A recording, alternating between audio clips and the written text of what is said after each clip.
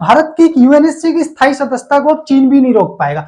समझते हैं इसका पहला कार्ड। इसका पहला कार्ड ये है कि थिंक टैंक एक क्या अटलांटिक काउंसिल का सर्वे किया गया जिसने बताया कि भारत की यूएनएससी में स्थायी सदस्यता की क्या बहुत अधिक चांसेस है। नेक्स्ट नंबर, अगर ये वीडियो अच्छी लगती है चैनल को सब्सक्राइब कर लेना, क्योंकि हमारा वॉच टाइम पूरा कंप्लीट हो चुका है, बट उसके बावजूद भी सब्सक्राइबर पूरे नहीं हुए हैं। तो हम चाहते हैं आप जल्दी से चैनल को सब्सक्राइब करके सब्सक्राइबर भी पूरे कर दे, और उसके साथ बेटर से बेटर वीडियो आपको हर जो करंट इशू है उस पर मिलती रहे। आगे देखते हैं।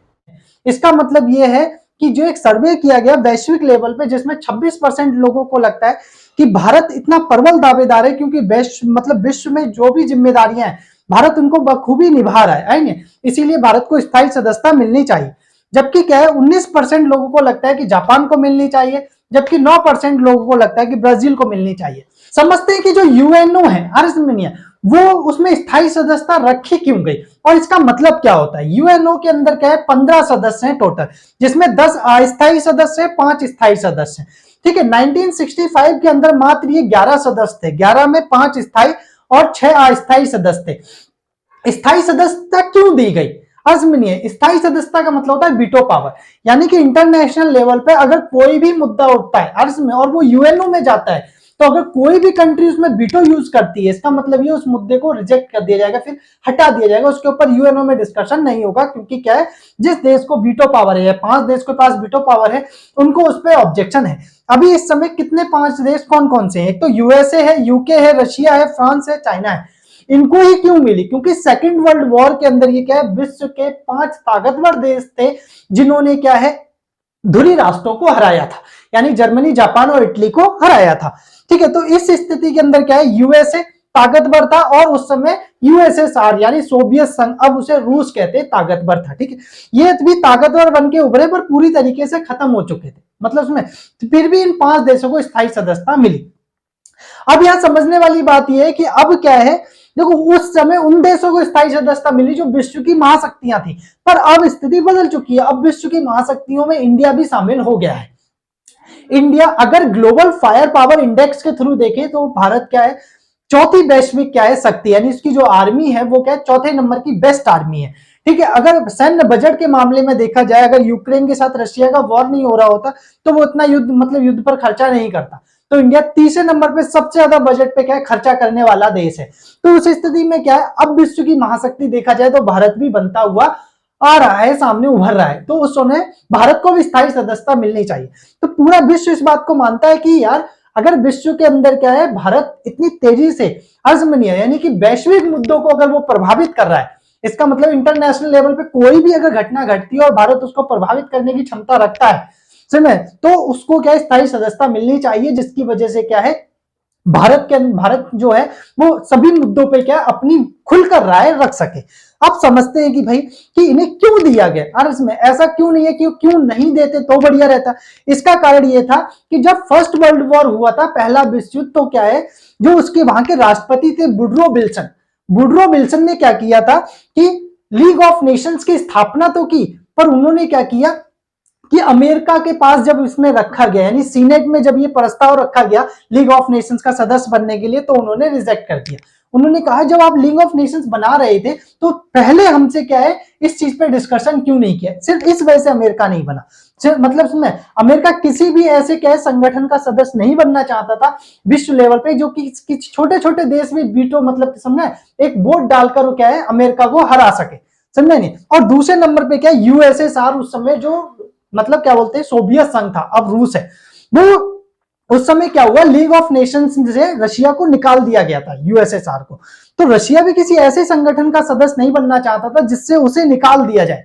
अब उस समय क्या है उसको बेइज्जती हुई थी समझे, तो वो दोबारा ऐसी अपनी बेइज्जती नहीं कराना चाहता था, इसलिए दोनों इस बात पर सहमत थे कि ऐसा कुछ तो यूएनओ के अंदर क्या मतलब क्या बोलते हैं एक प्रस्ताव रखा जाए, यानी कि इस तरीके की कोई तो उसमें अनुच्छेद रखा जाए जो हमें विशेष अधिकार दे और जिसके तहत क्या वीटो के अधिकार दिए गए कि भाई अगर आपके बिना कोई भी मुद्दा यूएनओ में क्या नहीं किया जाएगा, डिस्कस नहीं किया जाएगा। तब ये दोनों महाशक्तियां क्या हुई, क्या बोलते हैं यूएनओ में शामिल होने के लिए सहमत हुई, समझे नहीं। तो क्यों यूएनओ की वो क्या घटना थी पता चल गया, अर्ज में गया। और आज भी देखा जाए तो ये बहुत जरूरी है क्योंकि भारत जैसा देश विश्व में इस समय इतना ताकतवर है, अगर कोई छोटा देश भी उसे मतलब वोट डालकर अगर हरा देता है तो इसीलिए तो भारत क्या स्थायी सदस्यता की मांग कर रहा है कि अगर वो जिस मुद्दे पर अगर वीटो यूज करे तो वो मुद्दा क्या है, पूरी तरीके से ठंडे में पड़ जाए। आ रहा समझ नहीं आ रहा?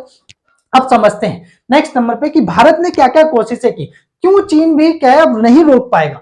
और इसमें इसका कारण, पहला कारण है भारत के कठिन प्रयास। भारत ने इतने कठिन प्रयास किए हैं जिसके कारण अब चीन भी मानने लगा है कि यार अगर इसको नहीं दिया गया तो फिर ठीक नहीं है। जैसे एक छोटा सा एग्जांपल देता हूं, जब सोवियत संघ का विघटन हुआ 1991 के अंदर 25 दिसंबर को, तो उस समय क्या हुआ कि बहुत सारे देश यूएनओ में शामिल हुए। समझे, जब यूएनओ की स्थापना हुई थी तो मात्र इसके अंदर कितने देश शामिल थे, 51 देश शामिल थे, तब 5 देशों को स्थायी सदस्यता मिली। आज इसमें कितने सदस्य हैं, 193।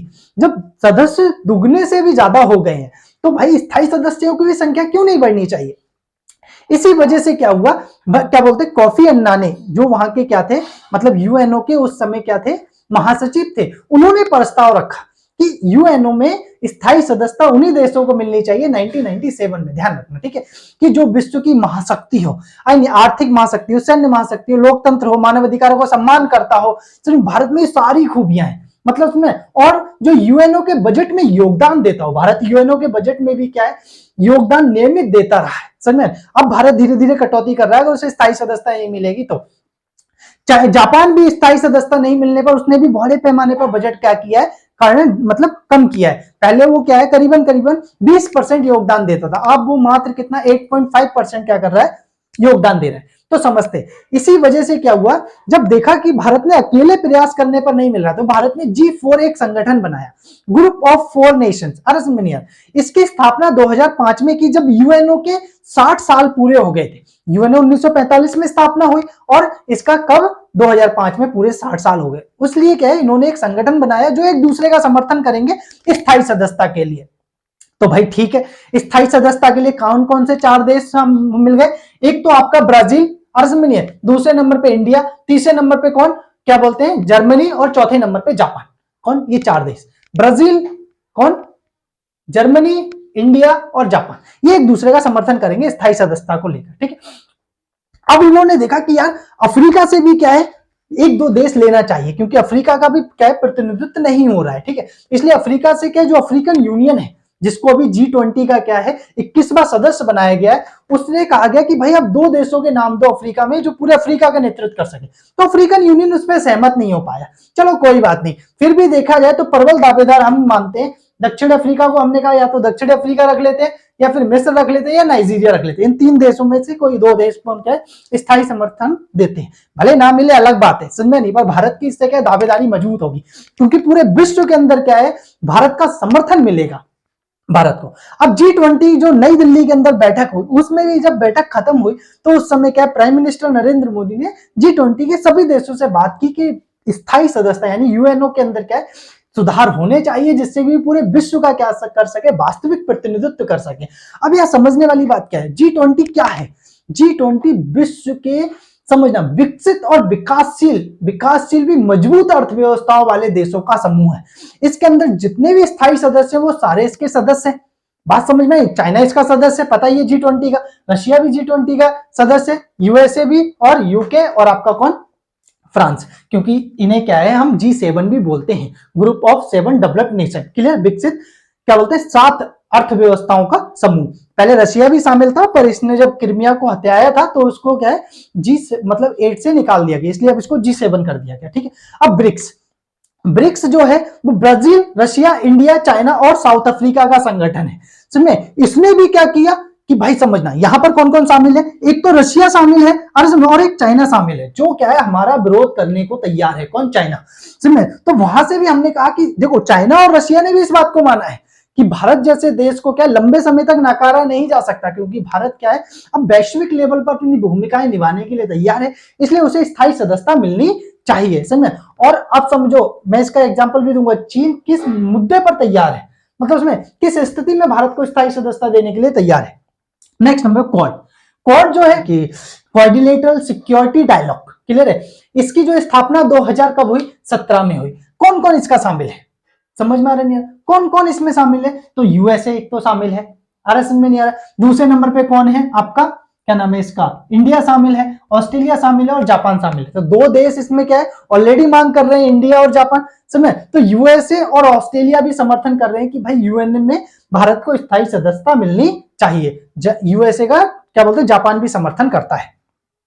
आप समझते हैं भाई L69 क्या 32 देशों का समूह है जो चाहता है यूएनओ के अंदर क्या हो, सुधार होने चाहिए, जिससे पूरे विश्व के अंदर क्या हो सके, वास्तविक प्रतिनिधित्व कर सके यूएनओ। समझे? तो उससे भी अभी क्या बोलते हैं, जो ये 2023 में बैठक हुई, इसमें भी भारत ने क्या प्रस्ताव पारित करवाया, जिसके अंदर कहा गया कि लंबे समय तक अब क्या स्थायी सदस्यता को नहीं रोका जा सकता। सोचो पूरे विश्व में जब दबाव पड़ रहा हो चीन के ऊपर, समझे, तो वो क्यों नहीं मानेगा। इसी वजह से चीन ने भी क्या अपनी सहमति को जाहिर करते हुए बोला है कि भाई हम भारत की क्या है स्थायी सदस्यता का समर्थन करते हैं, बशर्ते शर्त यह है कि भारत क्या है जापान के साथ नहीं रहेगा। अब समझना किसके साथ नहीं रहेगा, जापान के साथ नहीं रहेगा। क्यों नहीं रहेगा जापान के साथ, तो इसका कारण समझते हैं। इसका पहला जो कारण सबसे बड़ा है कि जापान ने सेकेंड वर्ल्ड वॉर में, मैंने अभी बताया सर, सेकेंड वर्ल्ड वॉर में जापान, जर्मनी, इटली क्या साथ थे। तो जापान ने मतलब समझना किसने, जापान ने एक नरसंहार किया था, समझे, वॉर क्राइम किए थे। मतलब समझे, ये बात सच है, उसने चाइना में तो रेड मार दी थी चाइना की, समझ में नहीं है। तो इसी वजह से भी क्या है, और रशिया को 1905 में, कब 1905 के अंदर क्या रूस को हराया था, समझ में नहीं। तो रूस और जापान की चलती आ रही है, समझ में नहीं। नेक्स्ट नंबर पे चाइना को तो कंट्रोल किया था जापान ने। ये भी रीजन है जिसकी वजह से क्या ये इनको समर्थन नहीं कर रहे। अब भारत क्यों समर्थन कर रहा है, भारत जानता है कि जापान को अलग हटाने का मतलब ये है कि अमेरिका को ये दूर करना चाहता है। मतलब अमेरिका को दूर करने का मतलब है ऑस्ट्रेलिया वगैरह इन सारे देशों को, वो इसकी कूटनीतिक चाल, भारत नहीं। आज में हमें स्थायी सदस्यता चाहिए G4 की जो नेशन है उनको। बात समझ में आ रही है नहीं यार? ठीक है, आप समझते हैं कि क्यों ऐसा लग रहा है कि भाई आप क्या है स्थायी सदस्यता मिलने के चांसेस फुल है। इसका कारण यह है कि चीन को भी ये बात पता है कि अगर हम दोनों के बीच में वॉर छिड़ता है, युद्ध छिड़ता है, तो उस स्थिति के अंदर क्या हमें यूएनओ से कोई मदद की उम्मीद भी नहीं है। तो सोचो भारत और चीन के बीच युद्ध हो जाएगा तो क्या यूएन से हम समर्थन लेने जाएंगे? हमें पता है कोई देश हमें समर्थन नहीं दे सकता, क्योंकि बाकी सारे देश हमसे छोटे हैं। और हमसे छोटा, अब ये लो इंडिया से बड़े अब कौन देश है, यूएसए, समय रशिया। अरे समझ नहीं यार, ये देश तो युद्ध के समय वैसे ही क्या है, हमने कोड वगैरह बनाया हुआ है, ठीक है। तो यूएन उतना प्रभावशाली नहीं रहने वाला है जब अगर बड़े महाशक्तियों के बीच में युद्ध होता है तो, ठीक है। इसी तरीके से चाइना को भी पता अगर युद्ध होगा तो हम यूएन में थोड़ी जाएंगे भारत के ऊपर क्या सैंक्शन लगाए जाए, भाई मैं तो लड़ूंगा।